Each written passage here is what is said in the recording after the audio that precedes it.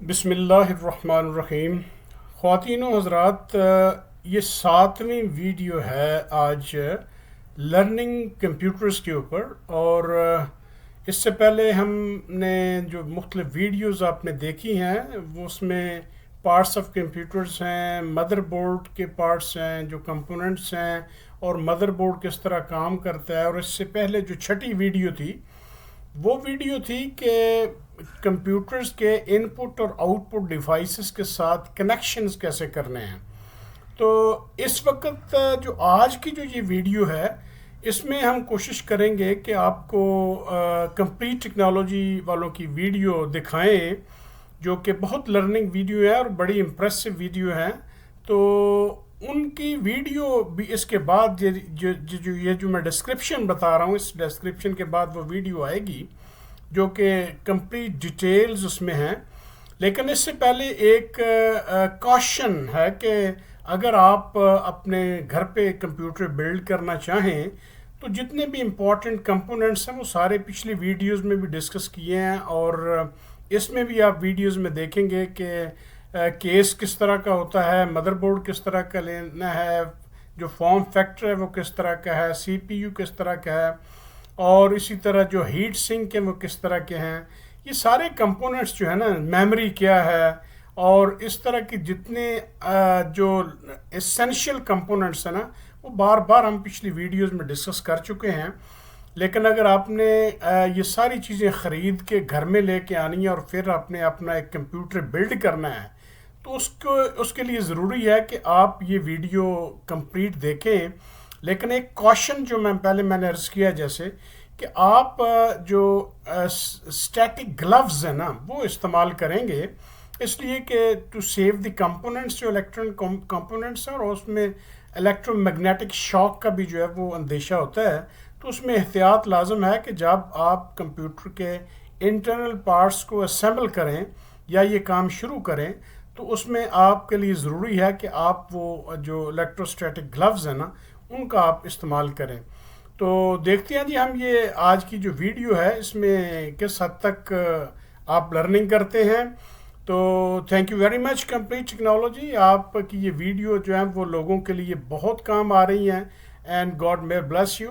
Thank you very much. तो चलें जी हम ये वीडियो देखते हैं। यहाँ पे दोस्तों दिखाई दे रहा है, ये मेरा कंप्यूटर है। मैं इसे खोल के दिखाऊंगा आपको। अभी पहले खोलने से लेकर सब कुछ चीज़ें मैं बताने वाला हूँ, क्योंकि आपको जब कंप्यूटर खोलना है तो यहाँ पे देखिए इस साइड में मदरबोर्ड है, नीचे के साइड में। तो मदरबोर्ड के ये साइड के स्क्रू नहीं खोलने हैं। बहुत लोग ये साइड के स्क्रू खोलते हैं फिर कंफ्यूज हो जाते हैं। तो मदरबोर्ड के साइड में जो आता है यहाँ पे ढक्कन, ये ढक्कन के स्क्रू नहीं खोलने। इसके अपोजिट साइड में जो यहाँ पे दिखाई दे रहा है इसके स्क्रू खोल के ये लॉक आपको ओपन करना है। चलिए मैं यहाँ पे मैंने एक ही स्क्रू लगाया, यहाँ पे जल्दी मैं खोल पाऊँ इसलिए 2 स्क्रू नहीं लगाए, लेकिन 2 स्क्रू रहेंगे आपके यहाँ पे और यहाँ पे खोल देना है। सिंपल है, स्क्रू खोलना तो सबको आता होगा भाई दोस्तों।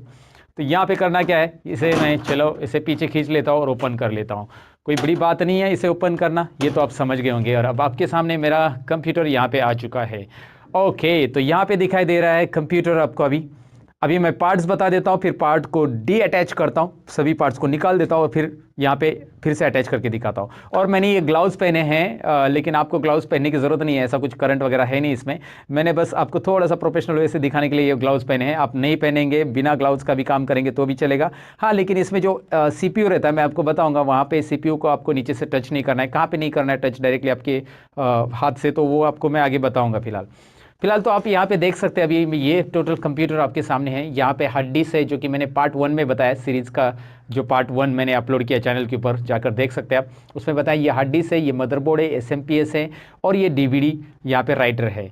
अब मैं आपको यहाँ पे एक एक पार्ट से यहाँ पे डी अटैच करके दिखाता हूँ। सबसे पहले मैं यहाँ पे हार्ड डिस्क निकाल लेता हूँ। यहाँ पे हार्ड डिस्क बहुत आसान है निकालना। तो यहाँ पे दिखाई दे रहा है आपको हार्ड डिस्क, और मैं इसके ये जो लॉक है ये दिख रहा है SATA, इसे डेटा केबल बोलते हैं। इसे मैंने प्रेस करके खींचा पीछे, ये प्रेस करके खींचना है दोस्तों, ये वाला, ये प्रेस करके नीचे खींचना है तो ये निकल जाएगा, नहीं तो आप ऐसे खींचने जाओगे तो नहीं। अब देखो इसको मैं दोबारा बिठा देता हूँ, मैं आपको दिखाता हूँ। इसको ऐसे प्रेस करके निकालना है। उसके बाद यहाँ पे ये SATA, इसे तो कुछ प्रेस नहीं करना है। ये SATA पावर है जो SMPS से मिला है हार्ड डिस्क को। यहाँ पे 12 वोल्ट पावर है, ये येलो वाला 12 वोल्ट रहता है। ये रेड वाला जो है ये लगभग 5.5 वोल्ट का रहता है, लेकिन ये रेड कलर यहाँ पे नहीं दिख रहा है, रेड रहता है, जनरली रेड रहता है सभी एसएमपीएस में, इस एसएमपीएस में ज़रा रेड नहीं है, अलग कुछ यहाँ पे आपको मजेंटा टाइप दिख रहा है। ठीक है, इसे मैंने निकाल दिया। अभी हार्ड डिस्क की स्क्रू है जो मैं यहाँ पे आपको दिखाऊंगा, खोल देता हूँ। इस वीडियो को थोड़ा सा मैं फास्ट फॉरवर्ड कर देता हूँ।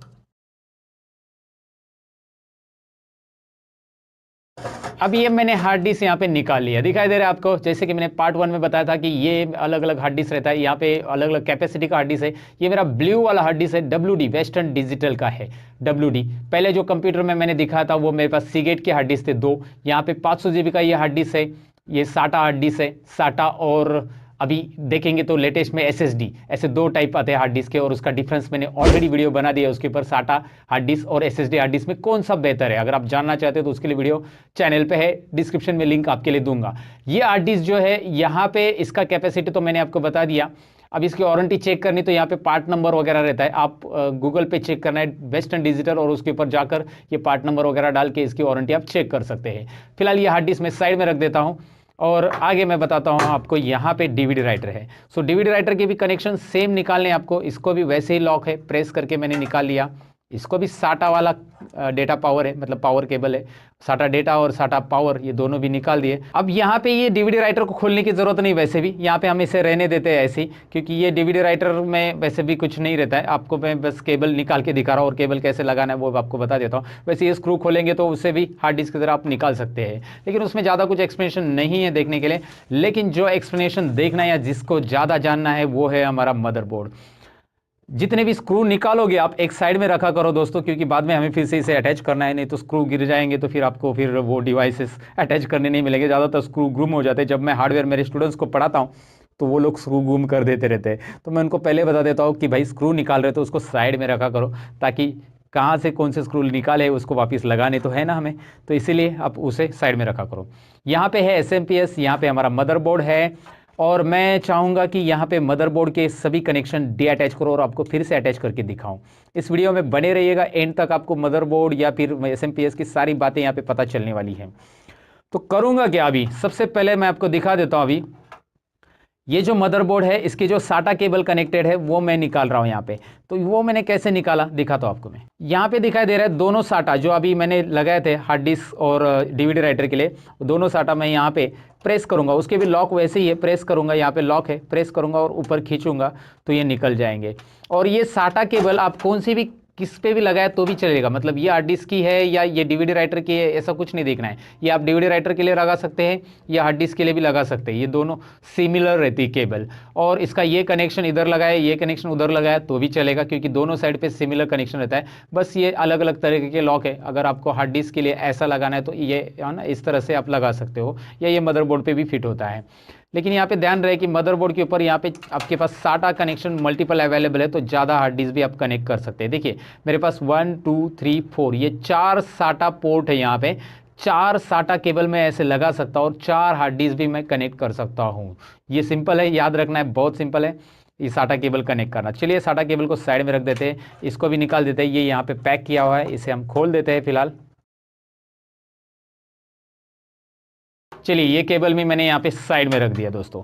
अब आपको यहाँ पे दिखाई दे रहा है नेक्स्ट जो मुझे निकालना है वो है ये SMPS का बड़ा पावर। ये जो था ज़्यादा वायरिंग जो दिख रहा है ना, ये SMPS से आए हुए पावर से जो मदरबोर्ड को यहाँ पे दिए जा रहे हैं, DC पावर इसे बोलते हैं हम लोग। इसे ATX पावर कनेक्टर, ये कनेक्टर है हमारा, और ये 12 वोल्ट पावर कनेक्टर, यहाँ पे 2 कनेक्टर है।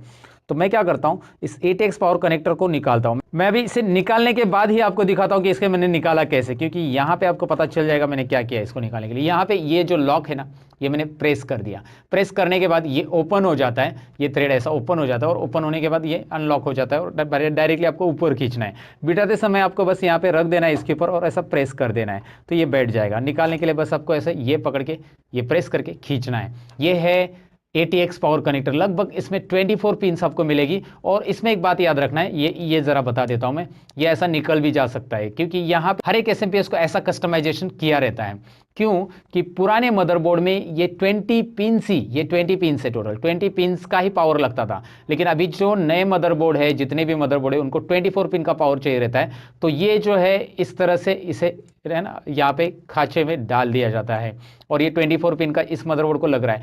लेकिन अगर आपके पास ये SMPS आप पुराने मदरबोर्ड को यूज़ कर रहे हो तो ये 24 पिन का तो यूज़ ही नहीं है, तो इसे हटा दो और इतना ही लगा दो। इसके लिए तो ये बना है दोस्तों। तो ये सिंपल है, अगर ये निकल गया तो कोई डरने की बात नहीं। बहुत सारे लोग बोलते अरे ये कैसे निकल गया, फिर इसे कैसे लगाया, तो यहाँ पे इस खांचे में ऐसा लगा दो, बस काम खत्म। और फिर आप इसे लगा सकते हैं, इसको निकाल सकते हैं। कैसे लगाना है कैसे निकालना है मैंने बता दिया। ये है ATX पावर कनेक्टर, इसे रख देते हैं साइड में।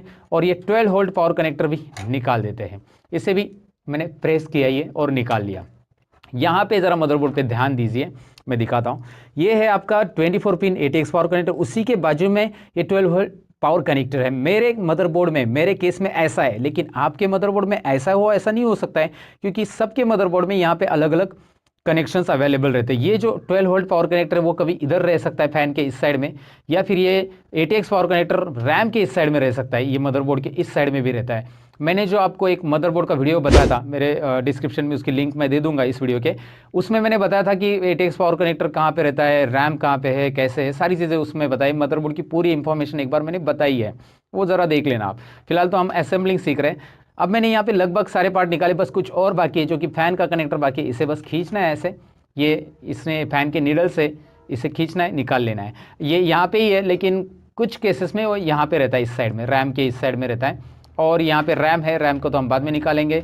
और यहाँ पे ये इंपॉर्टेंट है, इसे निकालते समय ध्यान रखना है, क्योंकि जब आप इसे दोबारा लगाओगे तो ये वैसे ऑर्डर में लगना चाहिए, क्योंकि बाकी सब कनेक्टर्स उल्टे नहीं लग सकते। ये देखिए, ये जो कनेक्टर है, ये लॉक, मैं अगर उल्टे लगाने जाऊँगा ना इधर, तो उल्टा नहीं लग सकता, ये लगेगा ही नहीं, क्योंकि वैसे डिज़ाइन किया गया है। और ये ऐसा ही यहाँ पे इंसर्ट होगा इस तरह से, जिस तरह लॉक है। लेकिन क्या होता है कि मैं आपको बताऊँ सिंपली, कि यहाँ पे ये जो कनेक्टर्स है, इसको फ्रंट पैनल कनेक्टर बोलते हैं। और फ्रंट पैनल कनेक्टर को आप एक बार निकाले तो ये उल्टे भी लग सकते हैं, लेकिन आपको उल्टे नहीं लगाने, जैसे है वैसे लगाने हैं। वो मैं आपको बताऊंगा कैसे लगाने, एकदम डिटेल में बताऊंगा। निकाल रहे हैं हम लोग पहला कनेक्टर इसमें से, जो कि ग्रीन और ब्लैक वायर का दिख रहा है यहाँ पे।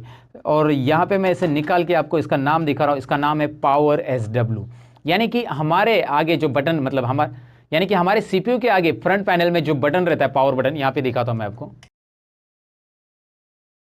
यहाँ पे CPU में जो पावर बटन दिखाई दे रहा है आपको, ये पावर बटन का ये पावर SW पिन है, जो आपको यहाँ पे दिख रहा है अभी, ये power SW pin, power button का। यानी कि ये पिन पावर SW यानी पावर स्विच, पावर बटन भी नाम रहता है, कभी कभी पावर SW भी रहता है। इस पिन को लगाने की वजह से हमारा कंप्यूटर यहाँ पे इस बटन से चालू हो रहा है, जो आगे बटन दिया है फ्रंट पैनल में, उस बटन से चालू हो रहा है। तो पावर SW सिंपल है, याद रखो इसे, पावर SW के बारे में। पावर SW के बाद मैंने कहाँ से निकाली ये पिन, आपको मैं अब एकदम जूम करके यहाँ पे बता देता हूँ। कि यहाँ पे आप देख सकते हैं कि मैंने ये पहले 2 पिन में से निकाली है। मैं स्क्रू ड्राइवर के साथ दिखाता हूँ, यहाँ पे देख सकते हैं आप, यहाँ पे ये 2 पिन मैंने निकाल ली है। तो यहाँ पे मैं आपको दिखाता हूँ कौन सी 2 पिन है जो मैंने अभी निकाली पावर SW की। ये पावर SW की पिन यहाँ से मैंने निकाली, पहले 2 पिन है। इसका स्ट्रक्चर यहाँ पे मैं आपको समझाऊंगा, स्क्रीन के ऊपर मैं आपको अलग से दिखाऊंगा कि ये पावर SW कहाँ पे लगता है, क्या लगता है, उसकी एक इमेज मैं आपको गूगल से निकाल के यहाँ पे दिखा दूंगा। लेकिन यहाँ पे आपको ये समझना है कि ये पावर SW है और पावर SW कैसे निकालना है। दूसरा, मैं 2 पिन निकाल रहा हूँ यहाँ पे, दोनों पिन मैंने निकाली और 1-2 पिन एक्स्ट्रा भी निकल गई मेरे से, तो मैं वो भी बताऊंगा क्या है। लेकिन ये दोनों पिन पहले जो दिख रहा है ये देखते हैं, ये रेड और वाइट जो निकाला मैंने, HDD LED है। दोनों का नाम देख सकते हैं आप, HDD LED, hard disk LED नाम है इसका, HDD LED। मैं सीधा करके दिखाता हूँ कैमरे में, ज़रा सीधा करके मैं दिखाता हूँ यहाँ पे, पावर LED, राइट। तो दूसरी जो 2 पिन मैंने निकाली है उसका नाम है यहाँ पे पावर LED दोस्तों, पावर LED, जो कि आपको यहाँ पे दिख रहा है power LED plus minus, right. Power LED कैसे निकाला मैंने यहाँ पे आपको दिखाया। उसके बाद और 2 पिन यहाँ पे निकल गई पहले से, इसका नाम है reset SW, reset switch, reset SW। ये रीसेट बटन के लिए यूज़ किया जाता है, जो कि हमारा रिस्टार्ट करते हैं ना हमारे कंप्यूटर, तो रिस्टार्ट बटन जो फ्रंट पैनल में आगे की तरफ, उसके लिए ये रीसेट SW है। और लास्ट पिन जो है वो है HDD LED, जो मुझे ऑलरेडी पता है, तो मैं इसे निकाल देता हूँ और आपको दिखाता हूँ HDD LED। सो ऐसे 4 पिन रहती है, देखिए, power SW, then power LED, then उसके बाद रीसेट SW और उसके बाद HDD LED। ये चारों पिन फ्रंट पैनल में लगती है और ये फ्रंट पैनल इस तरह से यहाँ पे कलर में दिया है। लेकिन मेरे केस में, मेरे मदरबोर्ड में इस तरह से कलर में है, जरूरी नहीं कि आपके मदरबोर्ड में भी ऐसा फ्रंट पैनल कलर में हो। तो आपको उसे आइडेंटिफाई करना है प्रॉपरली। या यहाँ पे आप नोटिस करोगे मदरबोर्ड के ऊपर, तो यहाँ पे फ्रंट पैनल ऐप पैनल करके नाम दिया रहता है, ऐप पैनल। हर एक मदरबोर्ड में यहाँ पे ऐप पैनल नाम है। हर एक मदरबोर्ड में अगर आप देखोगे तो यहाँ पे ऐप पैनल करके नाम रहता है। ऐप पैनल आपको ध्यान से देखना है, यहाँ पे ऐप पैनल है, मतलब उस फ्रंट पैनल के इधर लिखा रहता है। अब मैं स्विच लगा, मतलब यहाँ पे पिन वापस लगा देता हूँ ताकि आपको पता चले कि कैसे लगाना है इसको, क्योंकि हमने अटैच करना, हमने डीअटैच करना तो जान लिया, लेकिन अटैच करना भी जानना बहुत ज़रूरी है, इसलिए तुरंत मैं बता देता हूँ। यहाँ पे सबसे पहले मैं लगा देता हूँ HDD LED जो हमने निकाला था। HDD LED यहाँ पे दिख रहा है और ये मैं यहाँ पे लगा रहा हूँ। अब मैंने इसे ऐसा लगाया HDD LED, तो मैंने यहाँ पे देखिए वाइट जो वायर है वो अंदर की तरफ रखी है। ज़्यादातर आप वाइट वायर अंदर की तरफ रखिए, जो वाइट वायर रहेगी आपके इसमें HDD LED केस में, क्योंकि आप देखोगे तो वैसे HDD LED में यहाँ पे आपको प्लस माइनस दिखाई दे रहा है और उसके हिसाब से वाइट या अंदर होना चाहिए प्लस माइनस में, राइट। तो उसके बाद यहाँ पे मैं आपको दिखाऊं कि मैं रीसेट लगाना चाहता हूँ, तो रीसेट SW ये भी मेरा कैसा रहेगा मैं आपको दिखा देता हूँ। रीसेट SW में भी वाइट अंदर रहेगा और मैं इस तरह से लगा देता हूँ। लेकिन ये पिन जो है रीसेट SW आपने उल्टा भी लगा दिया ना तो कोई इशू नहीं होता है, मैंने खुद नोटिस किया है। आपने ऐसा उल्टा भी लगा दिया तो भी चलेगा, ऐसा लगा दिया वाइट अंदर रहेगा तो भी चलेगा, या ब्लैक अंदर रहेगा तो भी। रीसेट के बारे में कोई प्रॉब्लम नहीं है, लेकिन HDD में प्लस माइनस लिखा रहता है HDD LED में, तो आप ऐसे लगाओ जैसे मैंने बताया है। उसके बाद यहाँ पे आ रहा है ये एक प्लस माइनस ही है, इसमें भी आपको वाइट केबल अंदर रखना है और इसे लगा देना है, यानी कि HDD LED जो है HDD LED प्लस माइनस इस तरह से, तो वाइट केबल अंदर की तरफ रहेगी इसमें भी और रेड केबल बाहर की तरफ। तो मैं इसे अटैच करके डायरेक्टली आपको दिखा देता हूँ। मैं इसे प्रॉपरली पकड़ता हूँ और दोनों को एक साथ लगा देता हूँ। कभी कभी ये दोनों अलग अलग होते हैं, कभी कभी ये जॉइंट भी होते हैं, तो आपको लगाने में कोई प्रॉब्लम नहीं आती। अलग अलग होंगे तो यहाँ पे थोड़ा सा एक साथ पकड़ने में उनको प्रॉब्लम हो जाता है। तो यहाँ पे मैंने उसे लगा दिया है HDD LED को, और पावर SW को आपने उल्टा भी लगा दिया सीधा भी लगा दिया तो भी चलेगा। फिलहाल पावर SW नाम बाहर रहे इस डायरेक्शन में मैं लगा रहा हूँ, तो दोनों साइड से नाम जो है बाहर रहे, इस साइड से मैंने ऐसा लगा दिया है इसको। और ज़्यादातर आपको ये दिख रहा है कि यहाँ पे एक बात नोटिस करनी है कि ये चारों जो पिन है उसमें एक उसके बाजू की एक पिन खाली रहती है हमेशा, और जो बाजू की पिन खाली रहती है उस साइड का रहता है रीसेट SW बटन। यहाँ पे एक पिन दिखाई दे रही है, यहाँ पे पिन है एक्स्ट्रा, और जो मैंने खाली छोड़ दी है तो उस पिन में के साइड में रहता है रीसेट SW, और एक एम्प्टी पिन है या पिन ही नहीं उसकी जगह, नीडल्स ही नहीं वहाँ पे, तो वहाँ पे रहता है पावर SW जो कि यहाँ पे इस साइड में लगाया गया है। तो इस तरह से फ्रंट पैनल लगाना रहता है। ये बड़ी दिक्कत रहती है बहुत सारे लोगों की कि फ्रंट पैनल मैंने निकाल लिया अब कैसे लगाएं। तो मैंने तो कोशिश की यहाँ पे समझाने की। एक इमेज में यहाँ पे दिखा रहा हूँ फ्रंट पैनल की CPU की, जो आपके स्क्रीन पे ऊपर दिखाई दे रही है अभी, और इस इमेज को देखकर आप समझ सकते हैं कि फ्रंट पैनल का कनेक्शन कैसे रहता है। जनरली फ्रंट पैनल आपको जब निकाल रहे हो मदरबोर्ड या डीअटैच करो तभी ध्यान से देखना है कि कैसे लगाया गया है। उसके बाद या फिर आप रिकॉर्डिंग करके रखो आपके कैमरा में, और दोबारा लगाते समय उसे फिर से ये करो, मतलब नोटिस करो, क्योंकि आप पहली बार कर रहे हो तो थोड़ा सा कंफ्यूजन तो बढ़ ही जाता है केबल का, और आप केबल से इतना फैमिलियर नहीं रहोगे, इलेक्ट्रॉनिक पार्ट से इतना फैमिलियर नहीं रहोगे, तो ये प्रॉब्लम्स होती रहती है आपके साथ। मैंने नोटिस की बहुत सारे स्टूडेंट भूल जाते हैं कहाँ से कौन सी केबल निकाली, इसलिए अच्छा है कि शूट कर लो ना, आपके पास मोबाइल रहेगा तो। और फिलहाल यहाँ पे देखिए इस केबल को मैं दिखाता हूँ आपको। यहाँ पे इस तरफ अभी ये जो केबल मैं निकाल रहा हूँ ये है USB हमारा, ये फ्रंट USB है। आगे की तरफ जो हम पेन ड्राइव वगैरह लगाते हैं ना उसके लिए फ्रंट USB। फ्रंट USB में एक नोटिस करना है कि इसमें 9 पिन्स आपको दिखाई देगी। वैसे 80 केबल्स रहती है, लेकिन 9 पिन्स इसलिए रहता है क्योंकि यहाँ पे 9 होल इसलिए रहते हैं क्योंकि यहाँ पे अटैच करते समय आपसे गलती से एक पिन है ना एक्स्ट्रा, मतलब उल्टा ना लगे इसलिए। तो 10 नंबर की पिन यहाँ पे है ही नहीं, 9 पिन्स 9 होल्स है इसमें, और इसमें भी 9 पिन्स दिखाई देगी, लेकिन इसमें 8 पिन ही एक्टिव रहती है। 8 पिन से ही डेटा ट्रांसफर होता है। इधर देखो आप, इसमें 2 केबल तो है ही नहीं इसके अंदर, राइट। तो ये बस आपको अटैच करते समय गलती ना हो आपसे, इसीलिए दिया गया है क्योंकि आप उल्टा ना लगाए। तो जिस साइड में आपको दिख रहा है कि पिन ही नहीं है उस साइड में यहाँ पे देखना है, इसमें USB में इधर नीडल नहीं है, इस साइड में भी इधर ये नहीं है, तो प्रॉपरली उसे वैसे लगा देना है। यहाँ पे मैंने लगा दिया, ये फ्रंट USB, और उसी के बाजू में आपको मिल रहा है दूसरा USB, फ्रंट USB 2, USB 1 व USB 2 ऐसा रहता है। उसके साथ में ये फ्रंट ऑडियो है जो कि ऑलरेडी निकाला गया है, पहले से निकाला था। फ्रंट ऑडियो दिख रहा है, ये फ्रंट ऑडियो में 9th नंबर की पिन एम्प्टी है, दिखाई दे रहा है, यहाँ पे 9th नंबर की पिन नहीं है। USB और ऑडियो में ये फ़र्क रहता है। फ्रंट ऑडियो आप तुरंत ध्यान से देख सकते हैं, फ्रंट ऑडियो में 9th नंबर की पिन नहीं है, और USB में जो है 10th नंबर की पिन यहाँ पे नहीं रहती है। तो यहाँ पे फ्रंट ऑडियो लगाया कहाँ पे जाता है मैं आपको दिखाता हूँ। ये फ्रंट ऑडियो यहाँ पे दिख रहा है। और यहाँ पे देखिए ये 9th नंबर की पिन इस नीडल में 9th नंबर की नीडल इसमें मिस है, तो इसको मैं ऐसा लूँगा और यहाँ पे मैं ऐसे लगा दूंगा फ्रंट ऑडियो को। राइट, इस तरह से ये फ्रंट ऑडियो लगा देते हैं।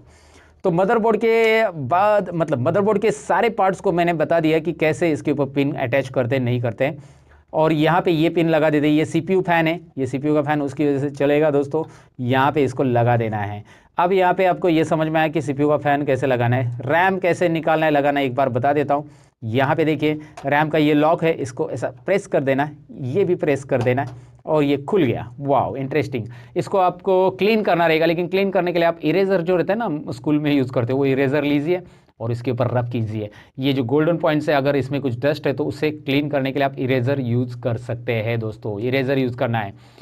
ये रैम कैसा रहता है क्या रहता है, यहाँ पे देखिए मैं आपको बता देता हूँ। यहाँ पे दिखाई दे रहा है लेबल में DDR3 रैम है ये, और 2 GB रैम है। राइट, DDR3 यहाँ पे दिखाई दे रहा है, 2 GB रैम। राइट, यहाँ पे ये आपको बता देता हूँ कि रैम के बारे में मैं डिटेल में आपको आगे बताऊँगा कि रैम कैसे काम करता है, रैम कौन सा लगाना चाहिए आपके PC में, कौन सा रैम यूज़फुल रहेगा, या फिर आप रैम अपग्रेड करना चाहते हो तो क्या क्या चीज़ें ध्यान में रखनी है, सारी चीज़ें होंगी दोस्तों। फिलहाल तो रैम को लगा देते हैं। यहाँ पे ये नॉच जो दिख रहा है ना, खांचा, ये खांचे ऐसे लेकर ये खांचा यहाँ पे देखना है, यहाँ पे भी तो वो बराबर खांचे में जाना चाहिए। उल्टा रैम लगाएंगे ना ऐसा कभी नहीं बैठेगा दोस्तों। ऐसा लगाएंगे तो कितना भी ज़बरदस्ती करो नहीं लगेगा, टूट जाएगा वहाँ पे। ज़बरदस्ती करेंगे तो ज़बरदस्ती नहीं करना है, नहीं लग रहा है तो उसे देखना है कि उल्टी तरफ यहाँ पे नॉच पे नॉच है ना आना चाहिए, जो है वहाँ पे राइट बैठ जाएगा। यहाँ पे मैंने इसे लगा दिया और मैं इसे प्रेस करूँगा, ये लॉक वाइट वाला ऑटोमेटिक बंद हो जाएगा। इधर का वाइट लॉक देखिए, मैं प्रेस करता हूँ बंद। ऐसे आपके पास 2 रैम है तो दोनों भी लगा देना है यहाँ पे। चलो ठीक है, मैंने इसमें बता दिया कि रैम कैसे लगाना है। अभी हम दोबारा पावर लगा देते हैं, ये वाला पावर लगा देते हैं, ATX पावर कनेक्टर, सॉरी इस तरफ इसका लॉक है, ऐसा लगाना है। मैं उल्टा लगा रहा था, वहाँ पे नहीं लगेगा वो। उसके बाद मुझे लगाना है यहाँ पे ये वाला पावर, कौन सा पावर है यहाँ पे, सॉरी 12 वोल्ट पावर कनेक्टर, ये हम लगा देते हैं। चलिए इसे देखिए, ये लॉक है, इसे लगाते समय लॉक प्रेस करने की वैसे भी ज़रूरत नहीं है, निकालते समय लॉक प्रेस करना है, लग गया। कभी कभी ये लॉक बहुत तंग करता है, निकालते समय बहुत पैक रहता है, मैंने बहुत सारे मदरबोर्ड में देखा है बहुत पैक रहता है वो।